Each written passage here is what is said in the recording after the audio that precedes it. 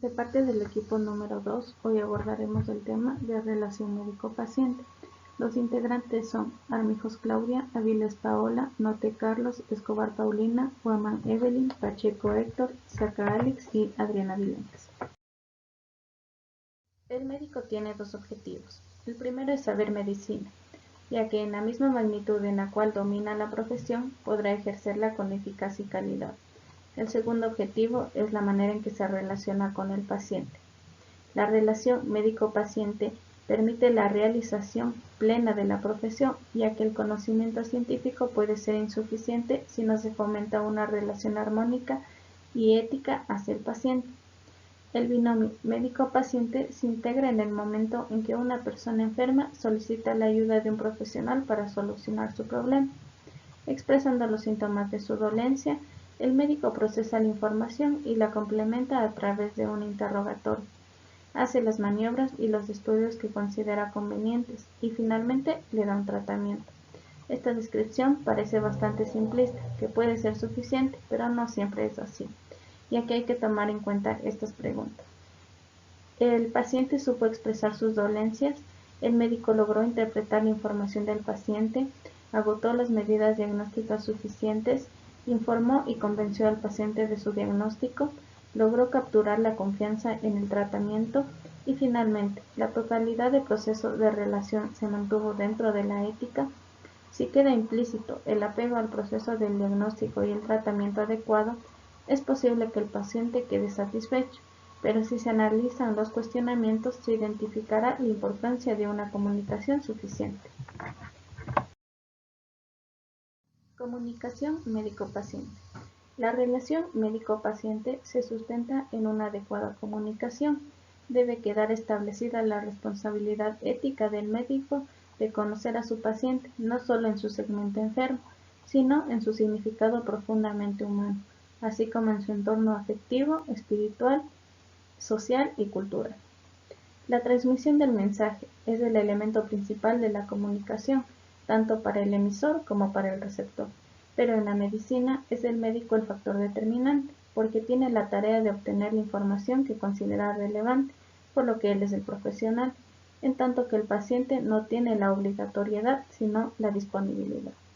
El paciente tiene una capacidad de expresión variada dependiendo de su nivel cultural, de su situación de salud o de su edad, en cuyos casos se requiere la ayuda de terceros. El médico, en cambio, debe tener la disponibilidad de adaptarse a todos los niveles y hacer caso omiso de los tecnicismos que son innecesarios. La información es fluida cuando hay confianza, cuando hay un sentimiento espontáneo con la actitud generosa del médico exento de intereses ajenos. Por otro lado, la comunicación es permanente, no solo cuando se establecen los primeros vínculos entre ambos, sino durante todo el proceso de diagnóstico, tratamiento y vigilancia. Por otro lado, la información también tiene la limitación ética de no violar la intimidad del paciente cuando voluntariamente desea guardarla en el secreto, y cuando a juicio del médico es irrelevante para el problema de salud y tampoco representa un riesgo para terceros.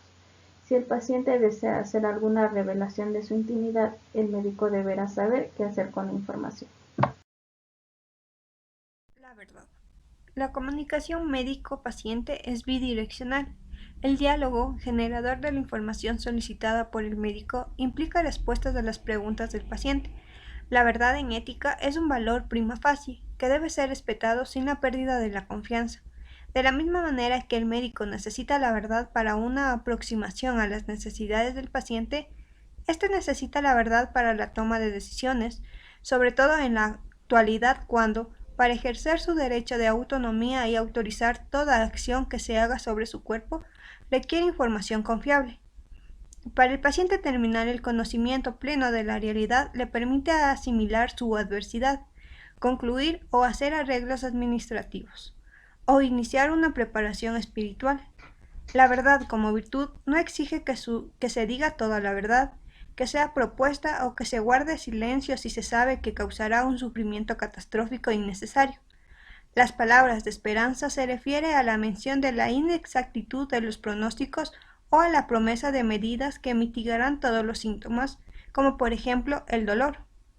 Lo que moralmente no está permitido es la mentira, que exprese algo distinto a lo que se sabe y su intención es engañar con fines alejados del bien del paciente, como ocultar errores en el diagnóstico o en el tratamiento o para el provecho del médico o de terceros. La medicina defensiva. El surgimiento de demandas por posibles errores médicos ha generado un factor contaminante de la relación médico-paciente. El médico ve en el paciente un adversario potencial que en el futuro puede demandarlo si no queda satisfecho. Una forma de protección consiste en indicar una gran cantidad de estudio para demostrar, en caso necesario, que se agotaron todas las posibilidades variantes de un cuadro clínico en estudio.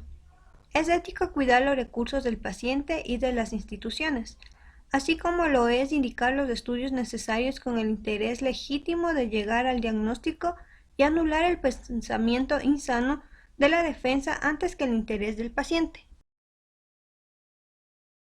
Los aspectos más importantes de la relación médico-paciente constituye el llamado secreto profesional, que se define como la preservación en secreto de la información aportada por el paciente.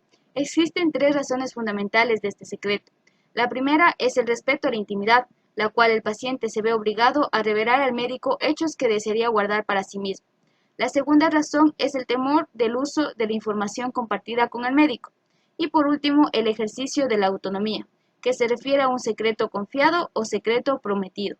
El resto de la información de la historia clínica solo va a requerir de confidencialidad.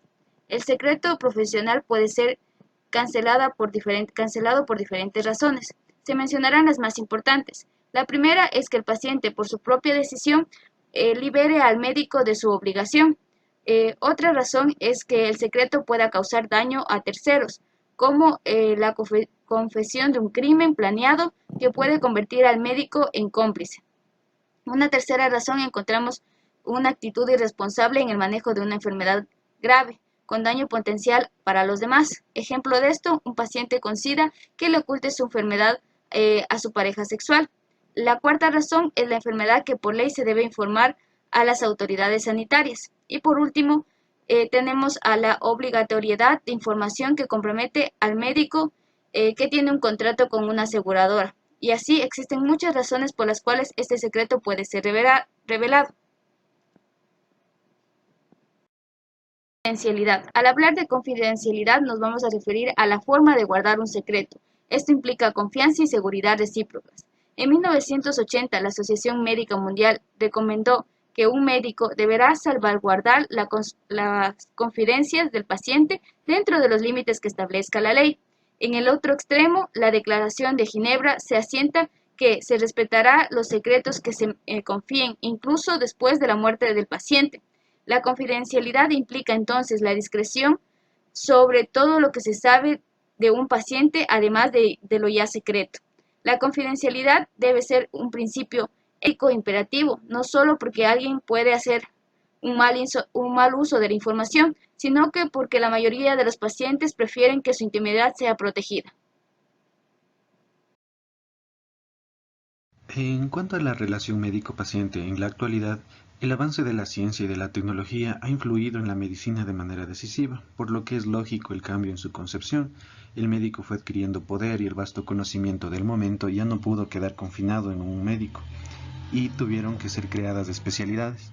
Además, el paciente también ha cambiado, salió del paternalismo y adquirió derechos.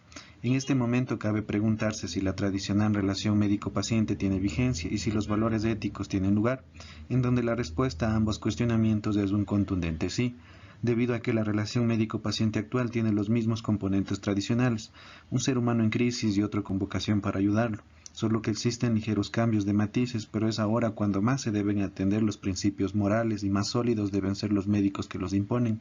De lo contrario, la imagen del médico seguirá sufriendo un deterioro.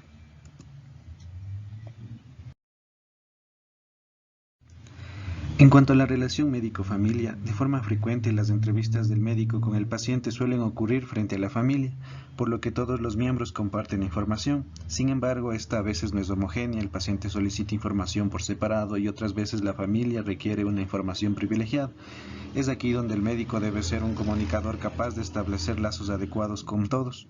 Los problemas realmente complejos ocurren cuando el paciente ya no puede tomar decisiones y los familiares tienen opiniones distintas.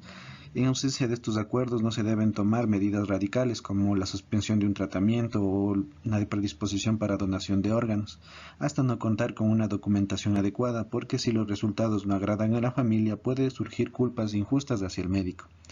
Más allá de las circunstancias extremas, el médico debe ser para la familia una fuente de información confiable, un consuelo y un instructor, por lo que la responsabilidad ética del médico se prolonga hasta el lugar y aconseja no solo el manejo del medicamento, sino el cuidado de sondas, la higiene y propicia un ambiente más favorable.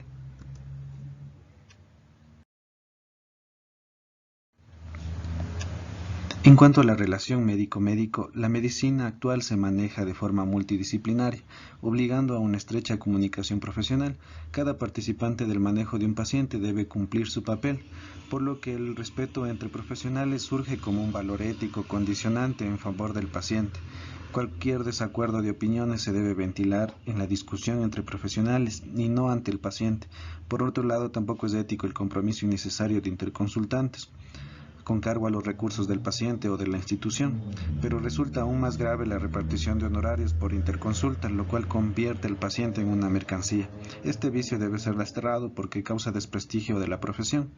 Ahora, un punto más frágil de la relación médico-médico es la crítica de las acciones mutuas, debido a que si ocurren en frente de un paciente puede ésta reforzar o destruir la imagen de un colega, por lo que hay que tener una mesura al hablar de lo que hacen los demás médicos, sobre todo cuando se desconoce la intención de sus actos. Entonces podemos concluir que el bienestar de las vías de comunicación del médico, ya sea con el paciente o con la familia o con los demás profesionales, dependerá de la adecuada ética del acto médico.